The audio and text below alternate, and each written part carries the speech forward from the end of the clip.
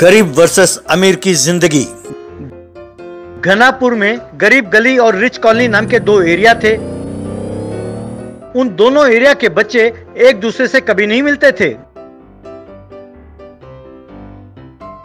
एक दिन स्कूल में टीचर ने सब बच्चों को बुलाया। देखो बच्चों, हम स्वतंत्रता दिवस के अवसर पर तैराकी प्रतियोगिता का आयोजन कर रहे हैं। जो बच्चे इसमें भाग लेने की इच्छा रखते हो वो कृपया अपना नाम दर्ज कराएं। तब गरीब गली के बच्चे आए और सर, हमें तैरने का बहुत शौक है, लेकिन हमारे पास सीखने की सुविधा नहीं है ना सर। हम सिर्फ तालाब में भैंस के साथ तैरते हैं सर। ऐसे में हम इन अमीर बच्चों के साथ मुकाबला नहीं कर सकते सर। वो सब तो बड़े बड़े स्विमिंग पूल में प्रैक्टिस करते हैं सर। उनको सिखाने के लिए कोच भी होते हैं। वो आसानी से जीत सकते हैं सर, पर हमें मुश्किल है जीतना। देखो बच्चों, यूं बेकार के बहाने ना बनाओ। मुझे लगता है कि तुम लोगों को हारने का डर है, इसीलिए बहाने बना रहे हो। इस प्रतियोगिता में जो भाग लेकर जीतेगा उसे गोल्ड मेडल और 1 लाख रुपए का इनाम मिलेगा। ये सुनते ही गरीब गली के बच्चे, अरे यार, प्राइज मनी तो बहुत जबरदस्त है। हमें कुछ ना कुछ करना होगा। किसी तरह कहीं पर भी प्रैक्टिस करके ये मुकाबला जीतना होगा। ये गरीब गली बच्चों की इज्जत का सवाल है। तब रिच कॉलोनी के बच्चे, क्यों भाई, हमसे मुकाबला करने की तैयारी हो रही है? चलो देखते हैं। चलो हम तुमको दिखाएंगे कि रिच कॉलोनी वाले हम कितने स्ट्रांग हैं। गरीब गली के बच्चों में से गणेश नाम के लड़के ने ये बात सुनी। उसे बहुत गुस्सा आया। वो आगे आया और, क्यों रे, हमें चैलेंज करता है? मेरे जैसे तैरने के लिए तुम्हें दोबारा जन्म लेना पड़ेगा। हम पानी के अंदर जाकर आधा घंटा पानी के अंदर रह सकते हैं। क्या तुम रह सकते हो? अरे तुम पानी के ऊपर ऊपर तैर सकते हो, तुम कुएं में और तालाबों में जाकर तैर नहीं सकते। ये सुनकर रिच कॉलोनी का लड़का राहुल, क्यों रे, बहुत जबान चला रहा है। अरे तुम हमसे मुकाबला कर रहे हो, तभी पता चल गया तुम कितने बेवकूफ हो। तुम जैसे मूर्खों से तो हम आराम से जीत लेंगे। हार जाने के बाद तुम सब आओ और हमारे स्विमिंग पूल को साफ करके जाओ, तब हम तुम्हें तैरना सिखाएंगे और कैसे जीतना है ये भी सिखाएंगे।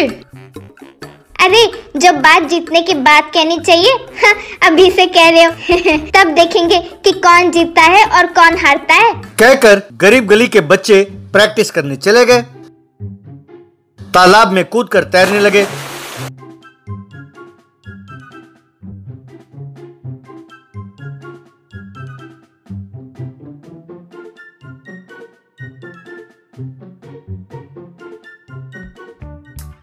पर गणेश बिना तैरे किनारे पर ही बैठा था।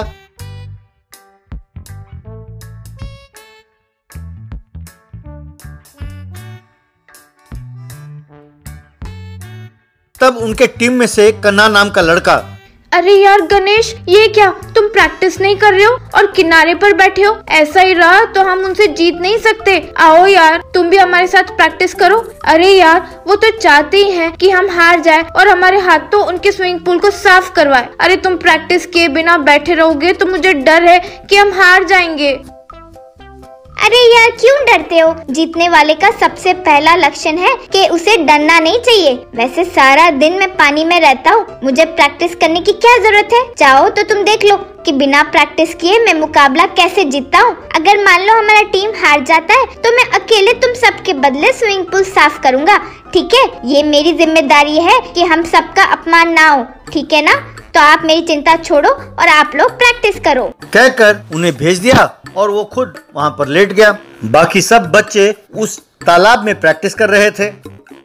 वहाँ रिच कॉलोनी के बच्चे, अरे यार, गरीब गली के बच्चों को हमें कमजोर नहीं समझना चाहिए, क्योंकि वो लोग बड़े ढीठ होते हैं। वो हम जैसे नाजुक नहीं है। उनके प्रैक्टिस के आगे हम टिक नहीं सकते। उनसे जीतना हो तो और प्रैक्टिस करना होगा, वरना हम हार जाएंगे। कहकर रिच कॉलोनी के बच्चे बिना रुके प्रैक्टिस किए जा रहे थे।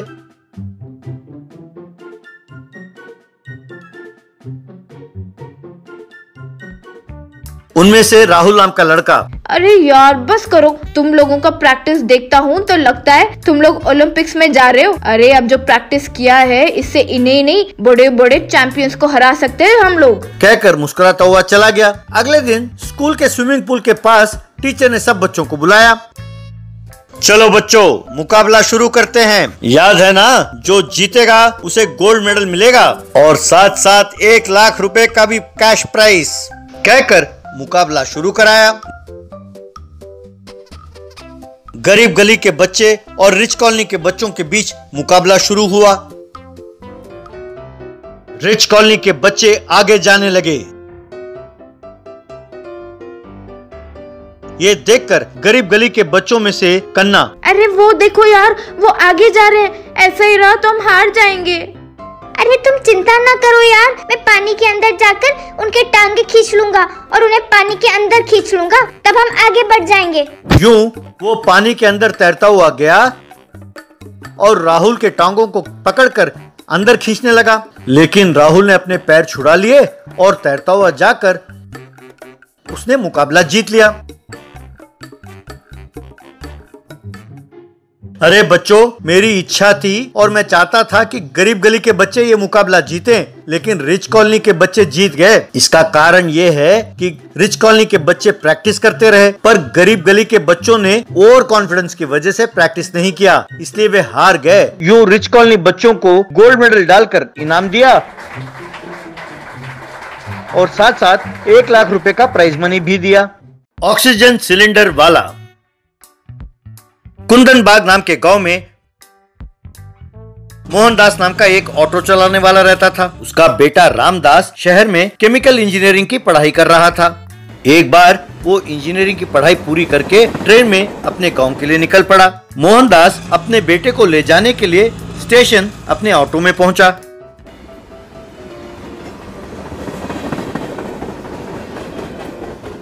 बेटे को लेकर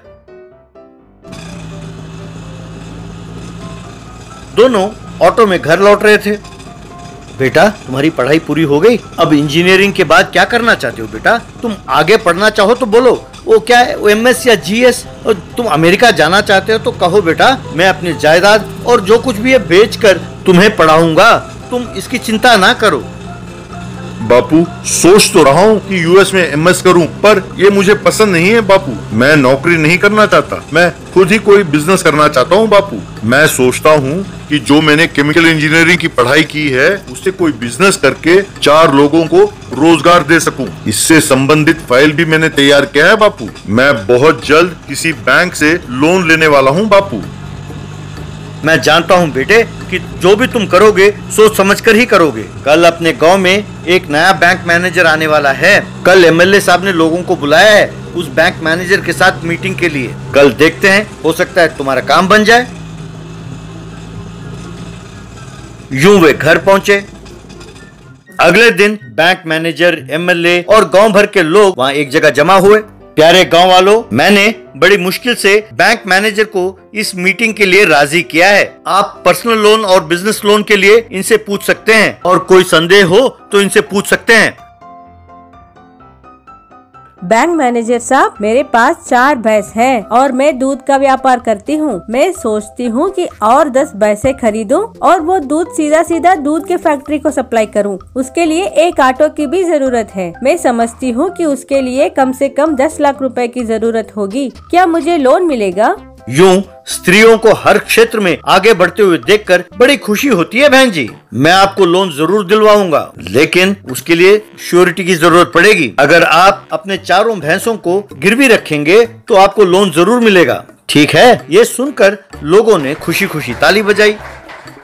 सर, मेरा नाम रामदास है। मैं एक केमिकल इंजीनियर हूँ। मुझे नौकरी नहीं, बिजनेस करने की इच्छा है। मैं चाहता हूँ कि मैं समाज के लिए कुछ ना कुछ करूँ। मैं ऑक्सीजन प्लांट की स्थापना करना चाहता हूँ सर, जो इस एरिया में नहीं है। इससे संबंधित सारा प्रोजेक्ट रिपोर्ट मेरे पास तैयार है सर। उसके लिए 1 करोड़ रुपए का खर्चा होगा। क्या ऑक्सीजन प्लांट लगाना चाहते हो और करोड़ रुपए चाहिए? शुक्र है ये नहीं कहा कि एक सिनेमा थिएटर खोलना चाहता हूँ। ये बात सुनकर सब लोग जोर से हंसने लगे। ये बात सुनकर रामदास बहुत दुखी हुआ। ये बात नहीं है सर, यहाँ आसपास के गांव में बहुत सारे अस्पताल हैं।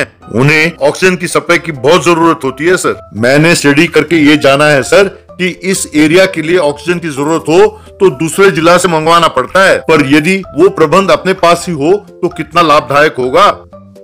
क्यों भाई, पढ़ पढ़ कर पागल हो गए हो क्या? ऑक्सीजन बेचोगे? ऑक्सीजन? अरे सांस लोगे तो ऑक्सीजन मिलता है। क्या आदमी हो? करके हंसने लगा। तब लोग भी हंसने लगे।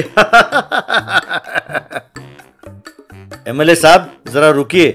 भाइयों, शांत हो जाइए, लड़का नादान है इसीलिए ऐसे बोल रहा है। बेटा रामदास, तुम्हारा आइडिया तो अच्छा है, पर तुम्हें 1 करोड़ रुपए किस बेसिस पर दें? अगर तुम सोडा गैस या बैलून गैस बनाना चाहते हो तो बोलो, लोन मैं तुरंत सैंक्शन कराता हूँ। Be practical young man. तब रामदास ठीक है कह के मान गया। फिर उसने एक छोटे से शेड में सोडा गैस सिलेंडर तैयार करने लगा। उसे ऑटो में ले जाकर हर दुकान में डिलीवर करने लगा। एक बार देश भर में एक खतरनाक बीमारी फैल गई। देश भर में लॉकडाउन हो गया। लॉकडाउन होने के बावजूद वो बीमारी फैलती रही। सारे अस्पताल बीमारों से भर गए। ये हाल था कि लोग अस्पताल के बाहर भी सोने लगे। सारे अखबार ऑक्सीजन की कमी से मरीजों की मौत की खबर से भरे हुए थे। तब गांव में एमएलए और बाकी लोग मास्क पहनकर जमा हुए। एमएलए साहब, मेरे पति हॉस्पिटल में भर्ती हैं। ऑक्सीजन के अभाव में वो मौत से जूझ रहे हैं। कृपा करके उन्हें बचा लीजिए एमएलए साहब। एमएलए साहब, आपको एतराज ना हो तो मैं ऑक्सीजन सिलेंडर बना सकता हूँ, लेकिन मेरे पास उसके लिए पैसे नहीं है। यदि आप इन्वेस्ट करने के लिए तैयार हो तो मैं ऑक्सीजन तुरंत बना सकता हूँ। तुम्हें क्या चाहिए, कितना चाहिए बताओ, मैं गवर्नमेंट की तरफ से सैंक्शन करता हूँ। तुम तुरंत ऑक्सीजन सिलेंडर्स तैयार करो और लोगों की जान बचाओ बेटा। तब उसने अपने मशीन में नए नए उपकरण फिट किए और उनमें कुछ केमिकल्स मिलाया। यूं वो ऑक्सीजन से सिलेंडर्स को भरने लगा। वे भरे हुए सिलेंडर्स अस्पताल पहुंचाए गए और लोगों की जान बचाने लगे। रामदास अपने फैक्ट्री में ही रहकर दिन रात ऑक्सीजन तैयार करने लगा। वो शेड में ही खाता था और शेड में ही सो जाता था। कुछ दिनों बाद परिस्थिति सुधरने लगी। लोगों ने रामदास की खूब प्रशंसा की। एमएलए ने उसकी तारीफ की और उससे माफी मांगा। उसके बाद रामदास ने सरकारी मदद से एक बहुत बड़ा ऑक्सीजन तैयार करने का फैक्ट्री को स्थापित किया और कलेक्टर से उसका उद्घाटन कराया। लोगों ने खूब ताली बजाई। ये देखकर मोहनदास बहुत खुश हुआ।